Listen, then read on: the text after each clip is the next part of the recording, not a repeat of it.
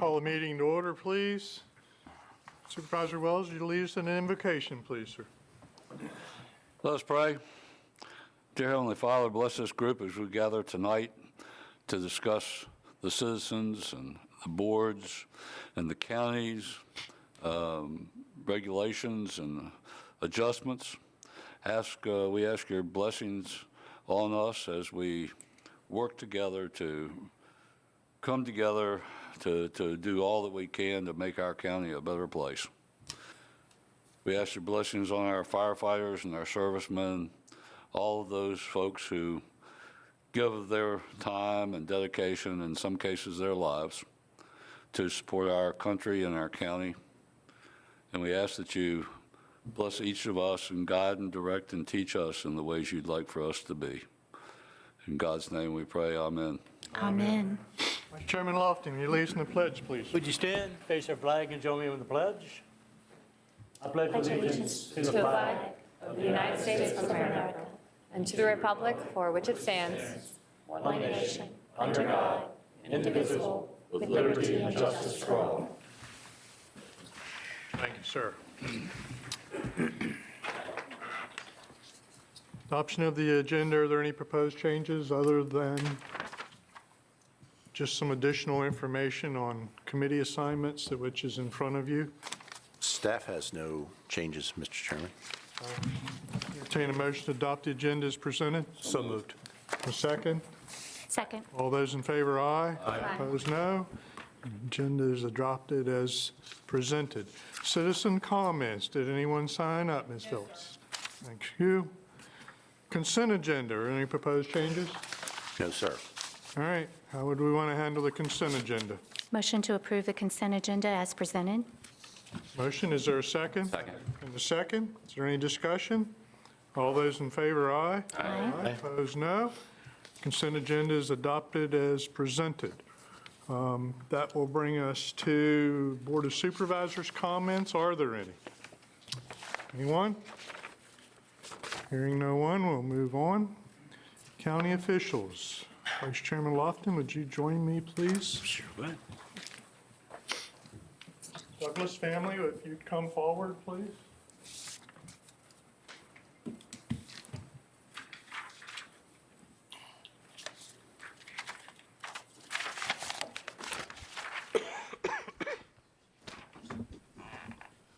So this is bittersweet, and we appreciate you being with us.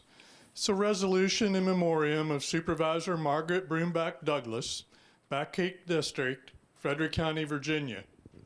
Whereas Margaret Broomback Douglas was born in 1932 in Winchester, Virginia, to Harmon and Fanny Broomback, and whereas Margaret graduated from Jameswood High School as a member of the class of 1951, and whereas Margaret retired from the United States Postal Service after more than 25 years of service, and whereas Margaret was a member of the Frederick County Farm Bureau, a volunteer with the American Red Cross, and a member of the Frederick County 4-H, where she earned numerous awards, including the prestigious Diamond Leadership Award in 2000.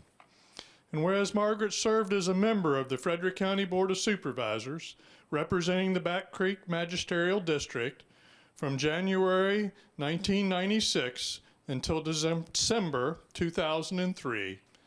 And whereas during her tenure on the Board of Supervisors, Margaret served on the Personnel Committee, the Public Safety Committee, the Gypsy Moth Committee, the Parks and Recreation Commission, the Agricultural District Advisory Board, and the Extension Leadership Council, and was appointed as the Handley Regional Library Board Liaison.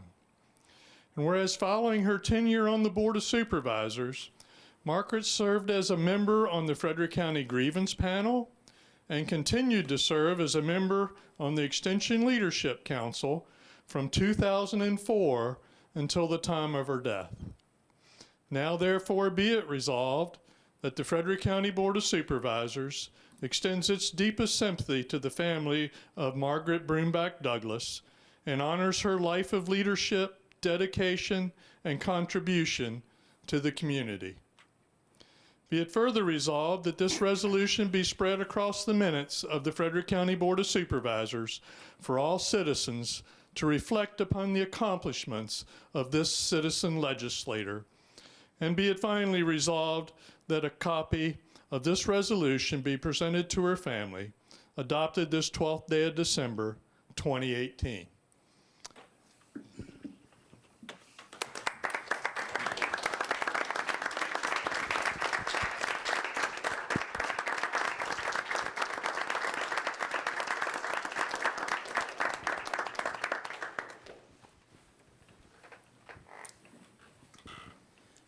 On behalf of my sister Sally and our sister Bonnie and all of our families, really appreciate this recognition and honor from my mother. I'll never forget the day she told me she was going to run for the Board of Supervisors. She told me she had something important she wanted to run by me, and she needed my opinion. Anyway, she said that Charles Orndorff and Larry Ambrogi and Kenny Stiles had come to her to ask her if she'd be willing to make a run for the Back Creek seat on the Board of Supervisors. And she said, well, what do you think about that? And I said, oh, my Lord, Ma, you don't have any political experience? I said, it'll be awful. They eat you alive. Politics is dirty business. Your opponents will try to dig up dirt on you. They'll mock you for your lack of experience. It'll be like leading a lamb to slaughter. I said, please don't do it. And she said, I think I'll give it a try. But she ran a good campaign. She was elected, and 4 years later was reelected. And for 8 years, she served the residents of Back Creek and served them well. And we thank you for this award. We're proud of what she accomplished. Thank you.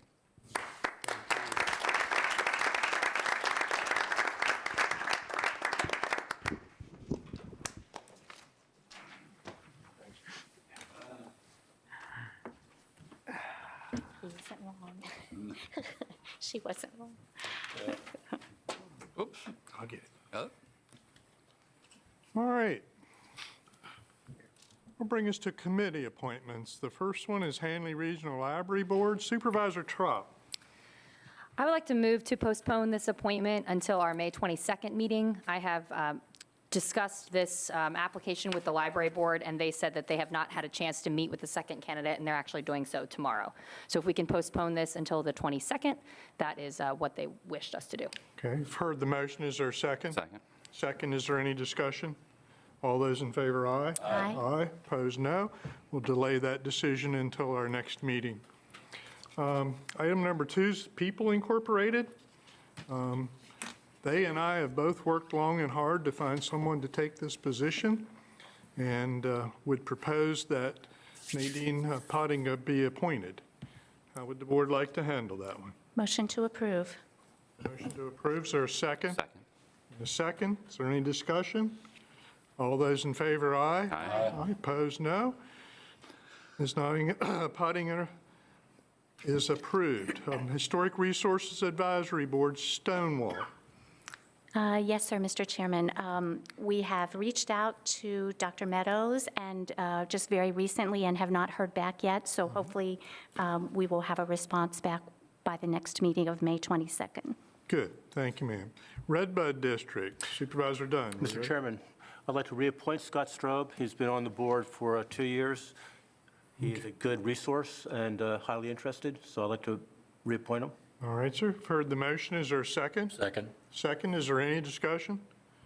All those in favor, aye. Aye. Aye, opposed, no. Mr. Straub is reappointed. Board of Building Appeals, Frederick County. Mr. Kennedy is eligible to be reappointed. How would the board like to handle this one? He's eligible. Is he willing to continue to serve? I see Ann shaking her is. head, yes, and No, so, we have that. That was the Yes. sheet that was at our very well. kiss this morning. I would make a motion to approve Kevin Kenny to the Motion to Board of approve. Building Appeals. Second. And a second, any discussion? All those in favor, aye. Aye. Aye, opposed, no. Mr. Kenny is appointed to the Building Appeals Board. Lord Fairfax Community College Board, Mr. Bope is willing and eligible to be reappointed. How would the board like to handle that one? Chairman, I would move to approve Mr. Jeffrey Bope to serve again on the Lord Fairfax Community College Board. Motion to approve, is there a second? Second. And a second, is there any discussion? All those in favor, aye? Aye. Aye. Opposed, no. Mr. Bope is reappointed. Social Services Board, Opequon District. Mr. Chairman, I've spoken with Mrs. Green and also with Mrs. Rush, and Mrs. Rush is eligible for reappointment and said she would be willing to serve, so I would move that we put her in position of, that she now occupies as chairman again for another 4 years. Excellent. Thank you, sir. Heard the motion. Is there a second? Second, Mr. Chairman. Second. Any discussion? All those in favor, aye. Aye. Opposed, no. Ms. Rush is reappointed. Shawnee Land Sanitary District Advisory Committee. Mr. Chairman, I would like to postpone any decision on that. I have several people to talk to yet. Very good. So we'll move on. And that is to committee business, Transportation Committee. We have a resolution before us we're being asked to consider adopting. Mr. Bishop.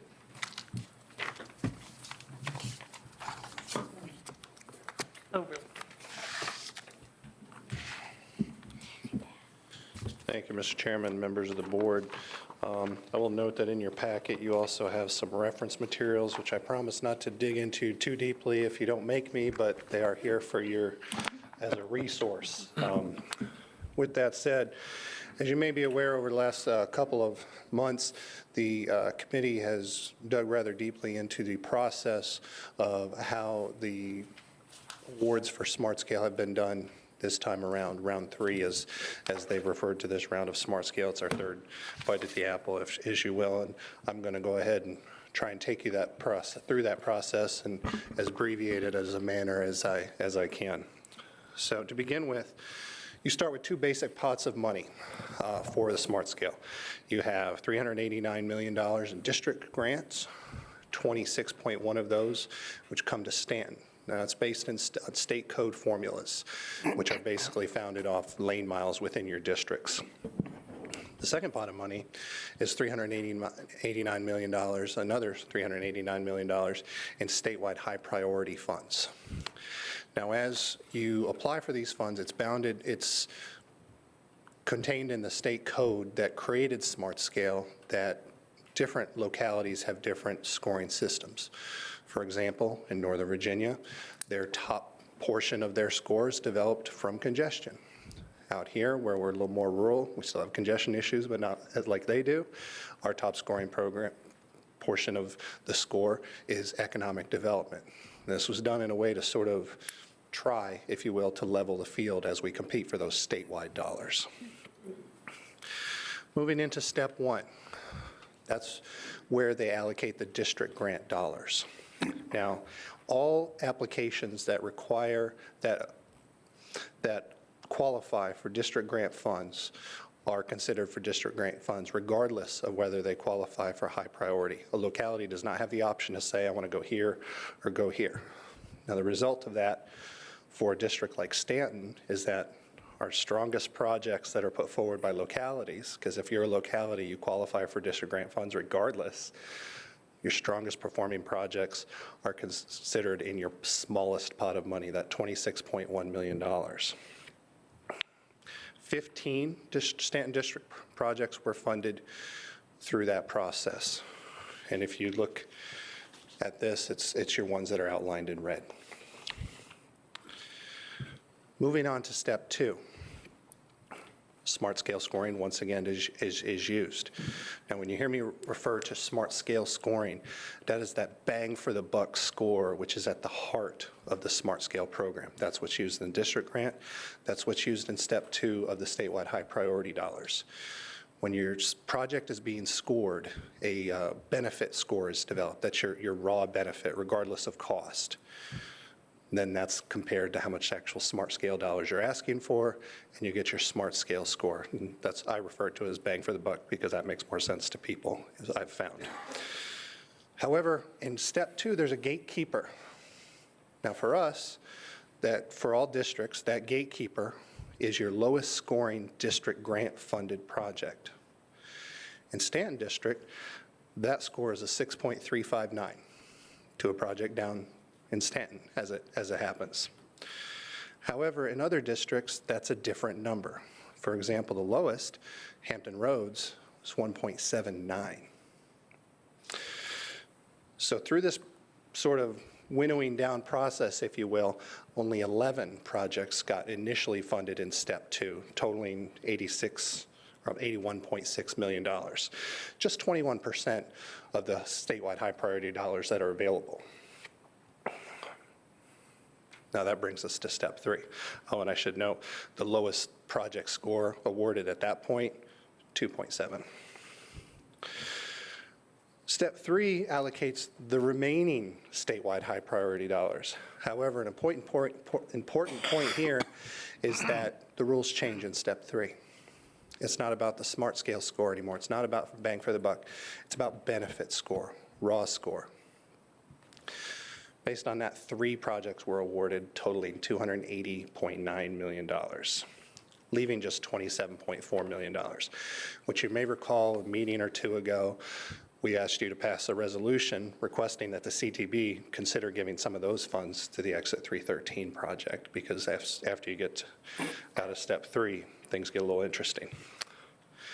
Now those 3 projects, if I can focus on them a little more, $200 million to the Hampton Roads Bridge Tunnel, which, though they're not going by smart scale score, it's important to me to point this out, had a smart scale score of 3.71.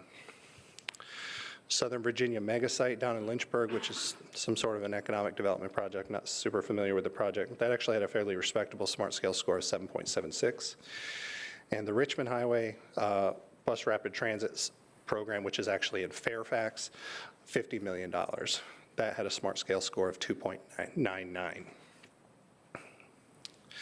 Now, step 4, remember I mentioned that they don't really call it step 4 at this point. Things kind of get very, as I noted, very interesting. The CTB and the Secretariat work very closely together in step 4 to kind of work things out. For example, we found out at the CTB spring public hearing that 313 is getting funded. Well, part of how that happened was this $27.4 million, but also other things took place, such as that Lynchburg mega site that I referenced earlier ended up getting funded out of Coalfields Expressway funds.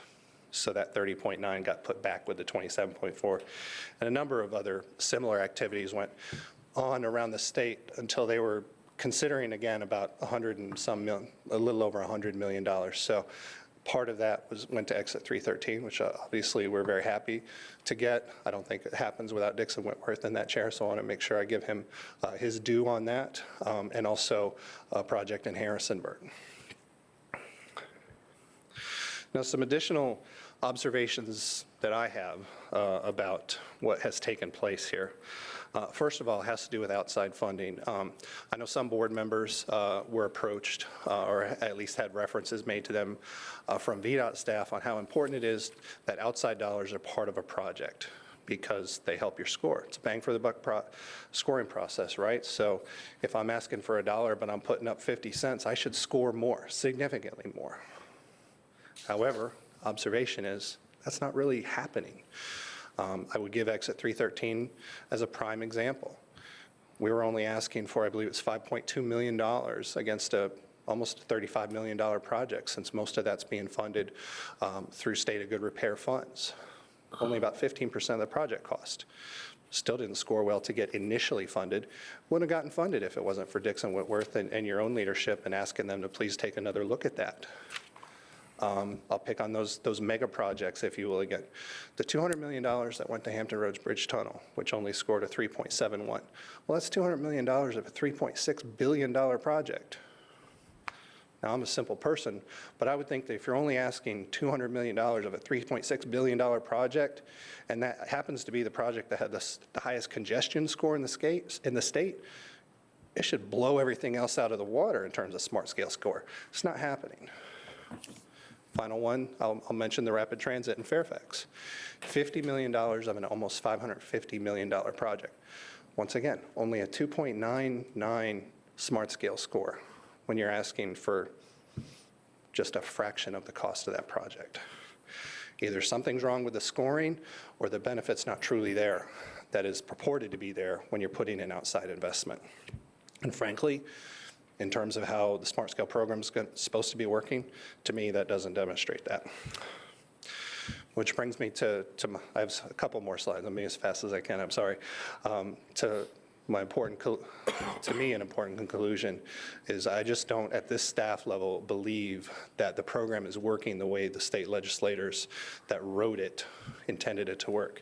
It was extremely popular legislation. I believe there was maybe one dissent when it passed, if that. It might have been unanimous. I don't remember exactly, but it was hugely popular.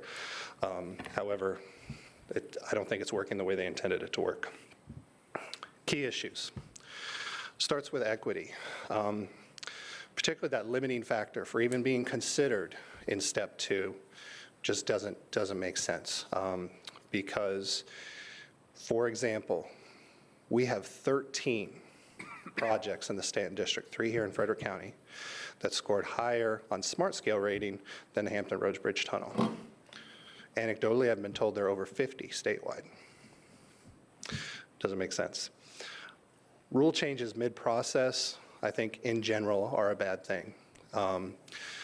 We go, step 1, we're looking at SMART scale score. We're focused on bang for the buck. Where's our most equity coming from? Step 2, SMART scale score. Bang for the buck. Where's our most equity coming from? Step 3, well, what's got the greatest raw benefit score? Not to be unfair, but from a staff perspective, what project do we really want? So I think that's part of what's taking place. Transparency. Once again, there are many elements. I mean, it's a complicated process, and there are elements that we can get a rough idea of how we're going to score, and there are elements that we as a locality can't. It's a staff opinion that in a quantitative process, I should be able to have a very good idea of how I'm going to score on a project before I apply for it. Now, I don't know what any other localities are applying for. I don't know what pots of money they're going for. There are all other kinds of elements in the competition that I do not control. But in a quantitative process, I should have a strong idea of how I'm going to score.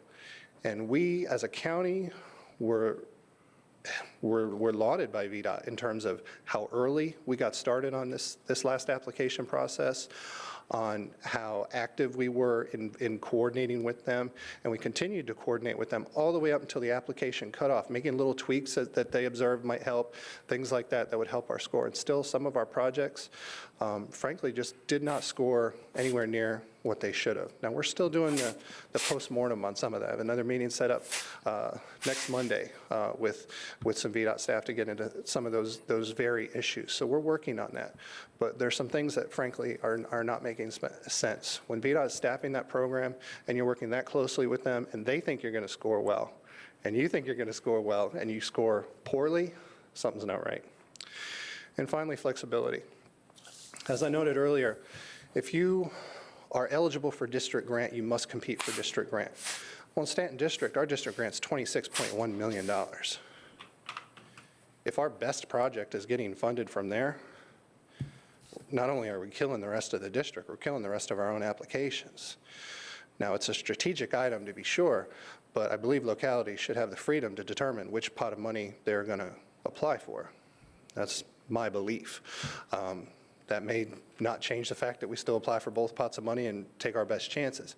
However, I believe the locality should have the freedom to make that decision. As far as what's next, I believe I kind of skipped over a slide because there are a number of other issues. For example, I would note that prior to what just took place with the step 4, if you will, where we did get exit 313, prior to that, the most expensive project awarded in the Stanton District is $3.5 million. Even afterward, the most expensive project's only a little over $7 million. So not even one project in Stanton District with even a $10 million price tag. When you consider we're building a $20 million bridge with revenue sharing right here across 81. We are not going to get to our large, significant needs in this manner.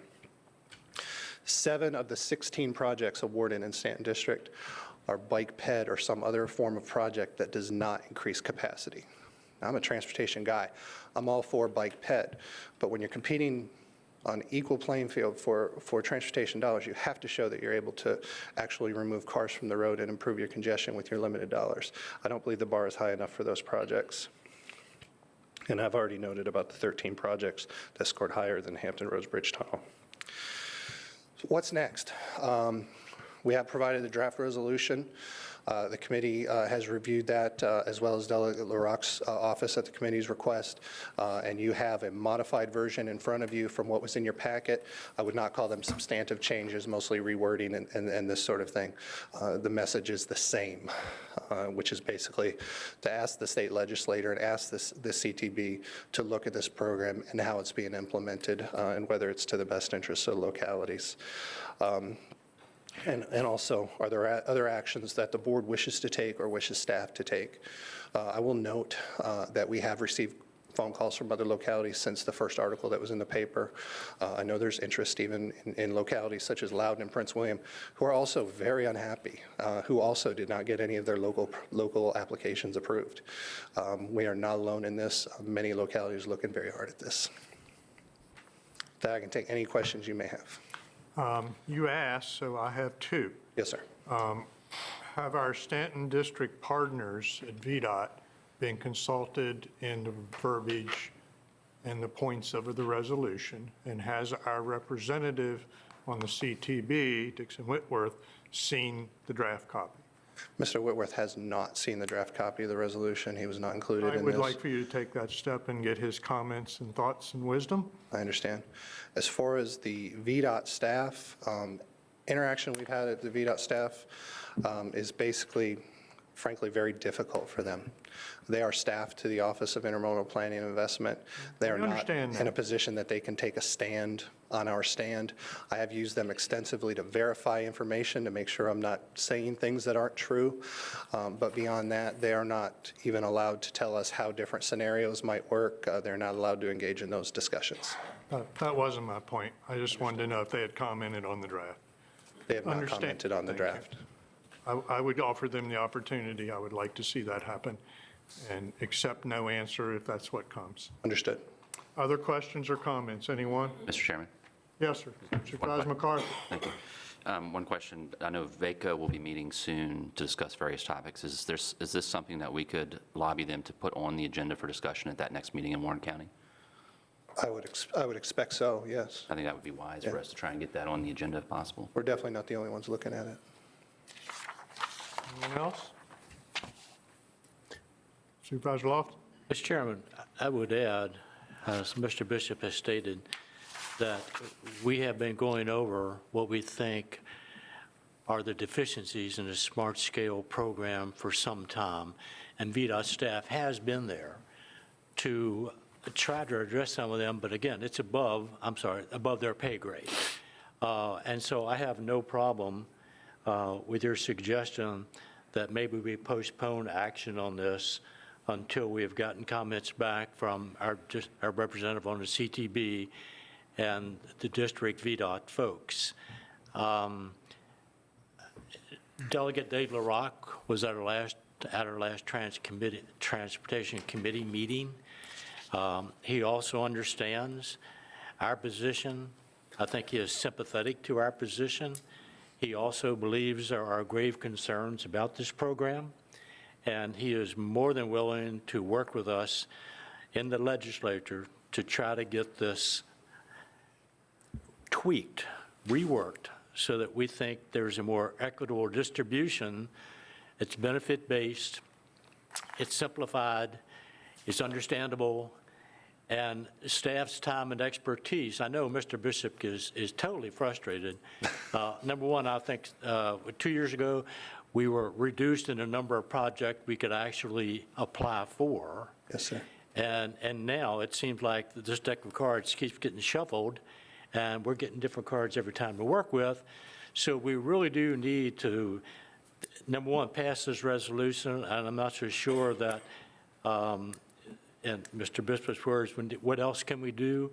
I think at our annual transportation forum that we have each year, that this might be a focal point that we should invite. I've said I'd like to invite the governor, have him come down and talk about his plan for I-81 funding, and let's do face-to-face. I always like to do that. Resolutions are fine, but I think sometimes there's more weight when you put a name and a face and put people on the opposite side of the table, and let's just talk about the differences that we have and try to get this worked out. So, like I say, I don't know if we need a motion on this, but I sincerely think we need to do, this is a first step that we need to do. And I appreciate Mr. Bishop's time and his frustration in all of this.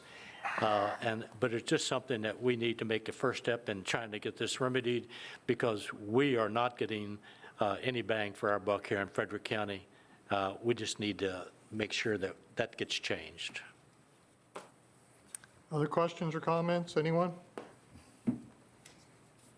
Thank you, sir. Yes, sir. Appreciate all your hard work. All right. That'll bring us to public hearing, the proposed ordinance, salaries of the Board of Supervisors. This is a public hearing. Would anyone like to comment concerning the salaries of the Board of Supervisors? Anyone at all?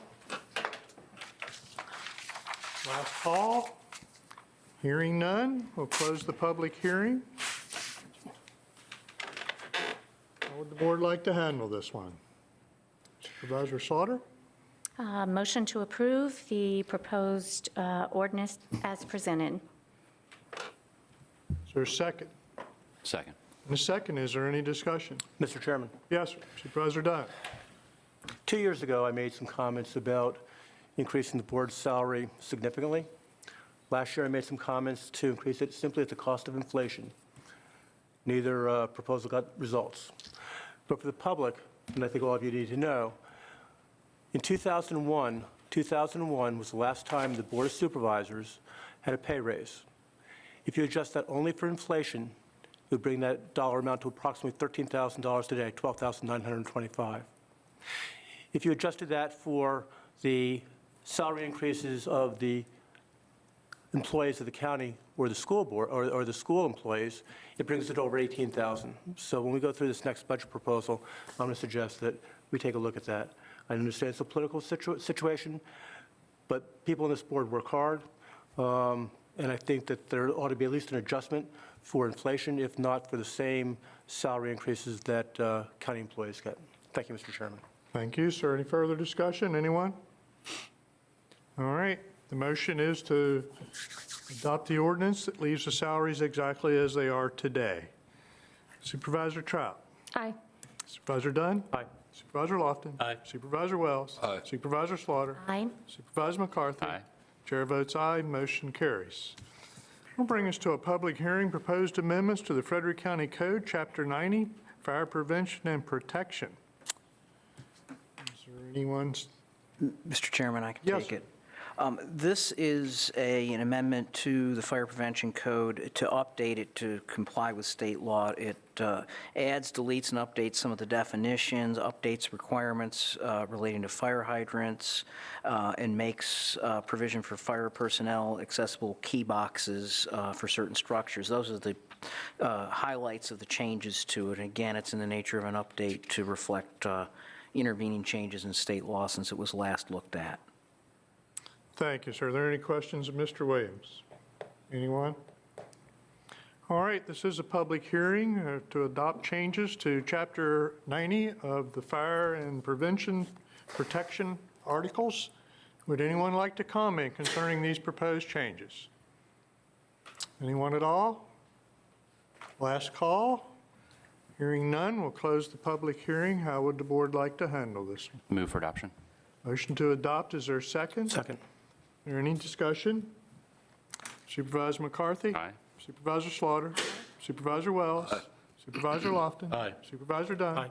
Supervisor Trout? Aye. Chair votes aye, the motion carries, and the changes are adopted. That'll bring us to a public hearing, proposed amendment to Frederick County Code, Chapter 158, Vehicles and Traffic, Stopping and Standing and Parking section. Mr. Williams? Take this one too, Mr. Chairman. Yes, sir. This is to add one new provision to the county ordinance on parking regulations and simply to provide for regulation of parking on county-owned or operated property, basically which would allow the sheriff's office to issue parking citations for that. There's no such provision now, so the county is, in essence, without much of an enforcement mechanism. Theoretically, there's towing out there, which is not that practical an option, and in some cases is actually physically impossible, given the layout of some of the lots that the county owns. So that's the change here. Great. Any questions of Mr. Williams? Anyone? This is a public hearing. Would anyone like to comment concerning these proposed changes to Chapter 158? Anyone at all? Last call. Seeing no one, we'll close the public hearing. How would the board like to handle this one? Move for adoption. Move for approval. Is there a second? Second. Second. Is there any discussion? Supervisor Trout. Aye. Supervisor Dunn. Aye. Supervisor Lofton. Aye. Supervisor Wells. Aye. Supervisor Slaughter. Aye. Supervisor McCarthy. Aye. Chair votes aye, and the motion carries. That will bring us to Planning Commission business.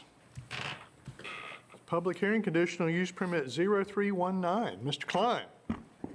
Yes, good evening, Mr. Chairman, members of the Board of Supervisors. This is a conditional use permit for Connie Ann Moss to expand an existing dog kennel operation.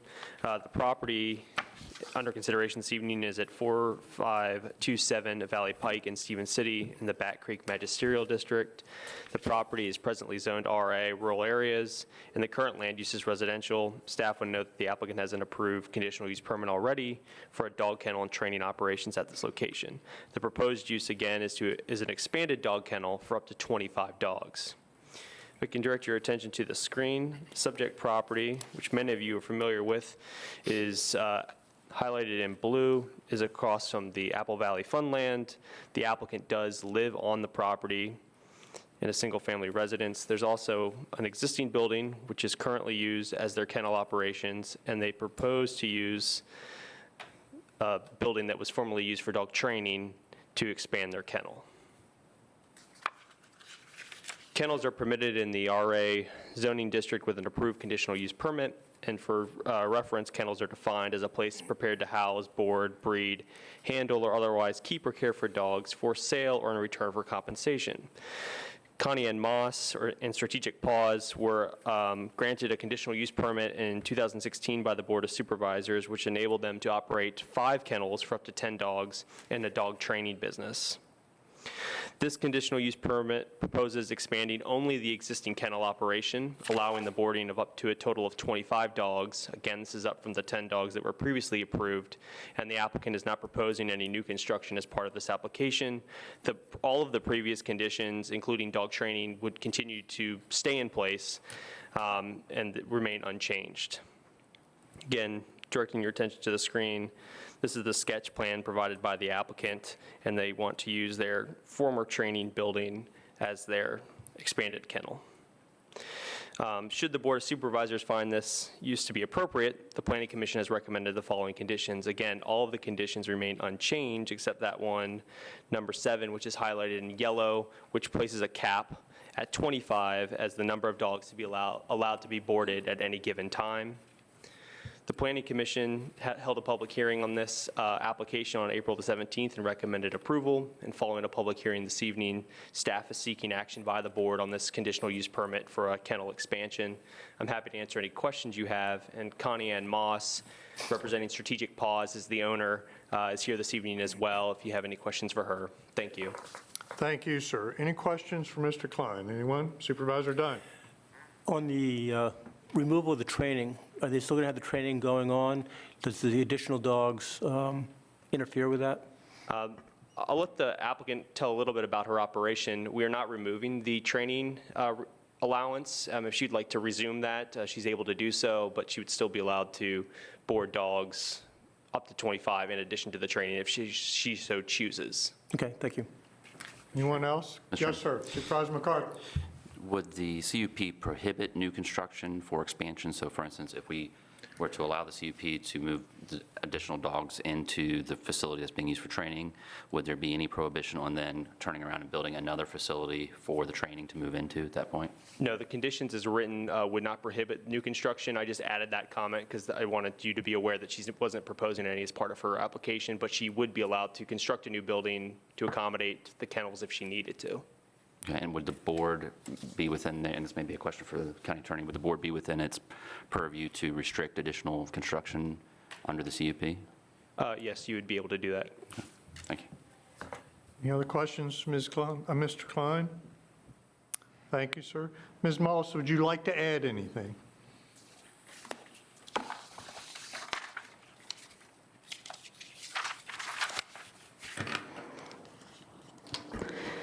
Good evening, Mr. Chairman and members of the board. My name is Connie Ann Moss. I do live at that location, 4527 Valley Pike.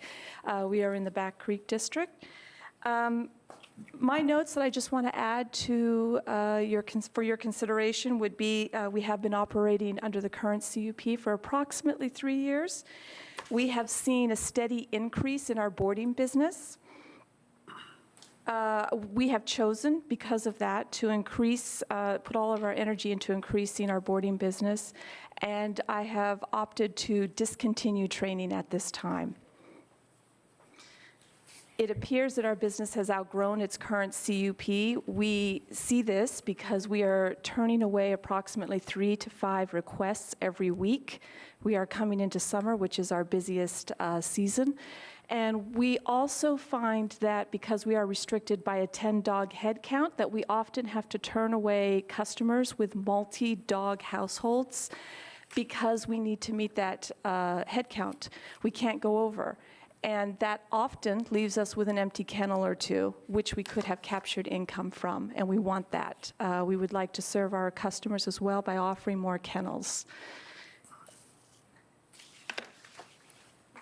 We don't expect to hit 25 dogs tomorrow or the next day or whenever if you should allow us to do so. We are planning for the future. I don't want to come back again and ask for another CUP, so I'm asking for the 25 dog head count for future. It's possible we could hit pretty close to that on holidays perhaps, but on a day-to-day basis, we do not expect to hit that head count. It's just myself and my husband currently that are running the operation. 25 dogs would be a lot for the two of us. In our CUP, we have the ability to, we are allowed the ability to hire. That would probably be the point where we would consider hiring somebody. No plans to build, no plans to breed, no plans to sell. We are strictly interested in boarding people's dogs. We feel we have a really unique service here in the county, and our boarding, that business that we have, we offer to our public 6x10 kennels, which is huge, with an additional 6x8 open patio area. In addition, we would offer 8x10 indoor-only kennels. These are massive kennels. These are the size of a small spare bedroom in a house. That alone, I think, is unique in our county. We pride ourselves in our boarding service. We offer aromatherapy to the dogs, lavender essential oil. In the afternoons, we have quiet time for the dogs. We play television, music, podcasts for the dogs. All of these are designed to reduce stress in the boarding environment. I also used to train in behavioral training, and I'm using that knowledge to help reduce stress for these dogs in a boarding situation. And we would be dividing our kennels into 2 buildings. This will reduce noise. Instead of having one building with 11 kennels and 25 possible dogs in it, which I can't imagine would be a very good thing, it would be incredibly noisy. We have intentionally set this up so that it would be 2 separate buildings to reduce noise, further reducing stress for the dogs. We exercise dogs regularly in our large field, 1.5-acre field, securely fenced for the dogs, and we provide them with this exercise 3 times a day, in addition to little potty breaks in the evenings. So we get them out of their kennels a lot. We are all about reducing stress and exercising dogs and keeping them happy and calm. So we are not intending to pack dogs in under a roof and try to make a lot of money. We really want to make it a nice experience for the dogs. And those conclude my comments. Any questions of Ms. Moss, anyone? Chairman. Supervisor McCarthy? Thank you. Mr. Chairman. Ms. Moss, first of all, thank you for choosing to operate your business in Frederick County. I know that there's a lot of folks who appreciate the service that you're providing. You had mentioned that there's no plans to build. I'm on the record often saying that I'm not a huge fan of CUPs because people tend to put a lot of money into infrastructure, and once someone has put a lot of money into something, it's hard to tell them that they have to shut down their business if they violate the terms of their CUP. You're indicating that that's not the case for you. You're not going to be expanding the construction or building anything. Would you be opposed to this board amending the current CUP to have a prohibition against building another facility? I have no intention of building another building for kennels or training. My only thought in response to your comment would be down the road, I would like to consider the fact of using maybe a coverall structure. I do have an area in the middle of the field where I train my dogs, my personal dogs, several thousands of dollars of agility equipment in that field that I'd like to protect. Maybe down the road, I would like something like a coverall type building. Doesn't need to be a proper building. I don't know how that would fall under what you're proposing, if that's considered a building or not. Mr. Attorney, would that fall as a building? I think if it's a structure, it's a building. And would you be opposed to coming back before the board at that time to describe that building? And, you know, I can't imagine if it's just something for storage that we wouldn't approve something as simple as that. I'm talking more, you know, bricks and mortar type of construction, you know. Yeah, no, I you have would be no comfortable problem with that. Yeah, sure, yeah, I would have no problem with being restricted for now for building. My idea of a coverall to protect my personal equipment for my dogs is something that I really can't do right now. It'll probably be a couple years down the road. So, yeah, I'm okay with that. Okay, thank you. Thank you, Mr. Chairman. Any other questions? Ms. Moss, anyone? Supervisor Dunn. A couple years ago when you were here, you made the request for 10. Now it's up to 25. You have a good business, and we all like to see business grow. My question is, do you envision a cap at some point in time? Because if the comments that we've read so far continue, you're going to have many more people knocking on your door and saying, hey, you have a great facility, please let our dogs in. So is there a point where, with your 1.5 acres, do you max out? Do you know what that is? At what point do you become a problem to your neighbors? I know you're not now, if at all. So can you address those questions, please? Sure, yes. 25 dogs would be really a maximum for us. I believe we are restricted to 2 or 3 employees. No, I don't really want to expand, to be honest with you, because of my behavioral training with dogs. I think going too far above that number, it's really a detriment to the dogs that are there. It takes away from that fantastic field that we have, 1.5 acre field, which I pride myself on being able to offer those dogs. Just watching a dog run free across that field is a very, very positive thing for me, and it's for the dogs. So no, I don't intend on expanding again. This is it. We don't want to be a major operation like that, and I don't want to build a huge building and pack it full of dogs. Thank you, Mr. Chairman. Thank you, ma'am. Any other questions of Ms. Moss? Thank you very much. Thank you. This is a public hearing. Would anyone like to comment concerning this proposed CUP? Anyone at all? Anyone? Seeing no one, we'll close the public hearing portion. This is Back Creek. Sir, thank you, Mr. Chairman.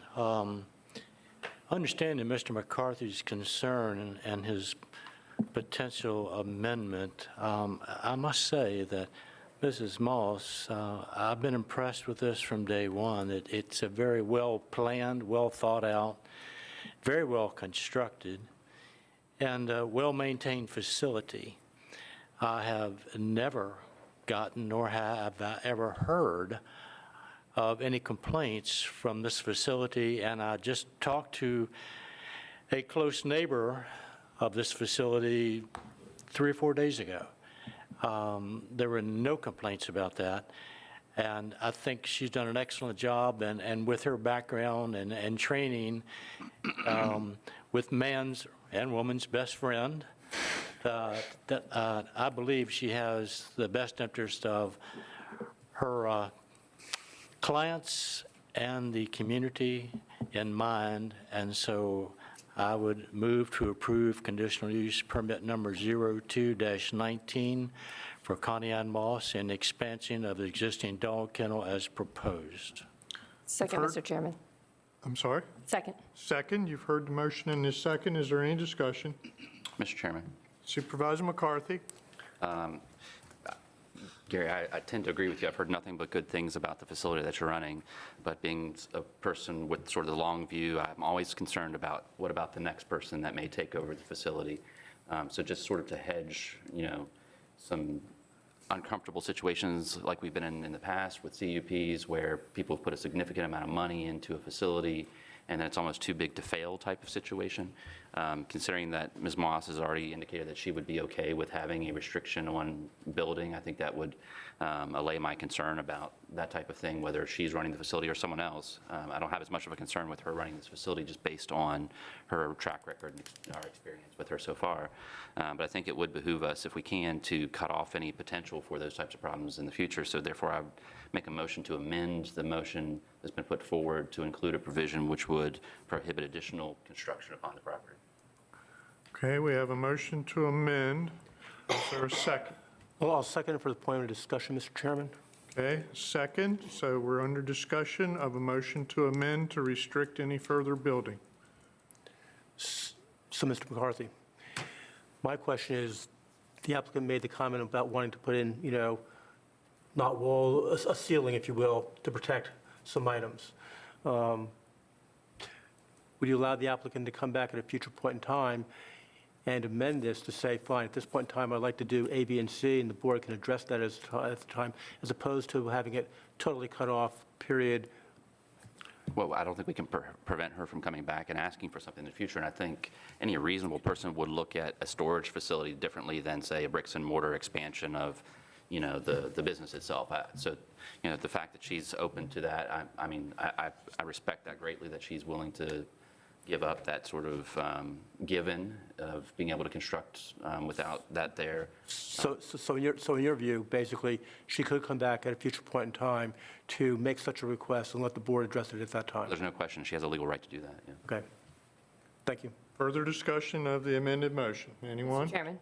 Supervisor Trout? I guess I'm opposed to Mr. McCarthy's amendment because I think it's a further restriction of the owner's property rights when she already has the restrictions as outlined in the CUP, which are pretty clear. So I think it's just an additional headache to have her need to come back to the board if she just wants to construct. Even if she wanted to construct another building, I wouldn't have a problem with that. It is their property. So then I don't know how I'm going to vote when this goes down, if I'm in support of approving the CUP but without the amended motion. So how? Sorry, do what? I guess we'll see in a second. I'm not sure how to vote. We're discussing the amended, The amendment and we'll proposed vote. amended motion at the moment. Okay? Mr. Chairman. Supervisor McCarthy? To Supervisor Trout's comment, certain properties are zoned for certain uses, and this property is not zoned for the use for which it's currently being used. So this isn't a restriction on property. This is a loosening of restrictions on property that's being requested this time. And all we're doing is saying we will loosen it to this extent, not to a greater extent. So I think the characterization that we're restricting a property right is not, exactly accurate, because what we're actually doing is we're expanding a property right that's currently not available to the applicant. Thank you, Mr. Chairman. Supervisor Dunn? I'll just continue the comment that it was a conditional use. No, I understand. So without that condition, we wouldn't even be here today. So I align myself with Mr. McCarthy's comments. Further discussion, Supervisor Lofton? Mr. Chairman, I'm in agreement with Supervisor Trout, and I certainly understand the amendment and the purpose of the amendment and the intent of the amendment, but I agree that adding more burden to an existing business that is run exceptionally well and it continues to be that way, I think is just a burden, so I will not vote for the amendment. Further discussion, anyone? Are we ready? This is for the motion to amend to restrict further construction without coming back. By the way, Mr. Chairman, we're voting on the amendment, correct? Correct. The amended motion. Thank you for Supervisor McCarthy? Aye. Supervisor Slaughter? No. Supervisor Wells? No. Supervisor Lofton? No. Supervisor Dunn? Aye. Supervisor Trout? No. Chair votes no, the motion fails. We are now considering the original motion to approve as requested. Supervisor Trout? Aye. Supervisor Dunn. Aye. Supervisor Lofton. Aye. Supervisor DeHaven. Nope. Supervisor Wells. Aye. Supervisor McCarthy. Aye. Chair votes aye, and the motion carries. Got Did I leave Judy out? It's okay, I'm aye. That's okay. I will get it straight. With your help. Okay. I guess my only comment is the problem with the conditional use permit system is that great success is what tends to outgrow properties. So, board liaison reports, are there any? All right, citizen comments. Any subject? Is there anyone who would like to address the board on any subject? Anyone? Seeing no one, we'll close the public comment period. Board of Supervisors comments, are there any? Mr. Chairman? Supervisor McCarthy. Thank you. So this past weekend, we survived another outstanding Apple Blossom Festival, which brought a lot of tourists into our community. Unfortunately, the weather did not cooperate on Friday, but fortunately Saturday we had a great day. I think it was a good example of our local pride on display. I'd especially like to thank our firefighters and our police officers who kept us all safe and fairly event-free considering the number of folks that were in town, and for all the volunteers who came out to help this 92nd festival go on once again and support the community. Thank you, Mr. Chairman.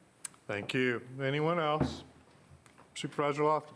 Mr. Chairman, at the beginning of this meeting, we honored a former Board of Supervisors member, Mrs. Margaret Douglas.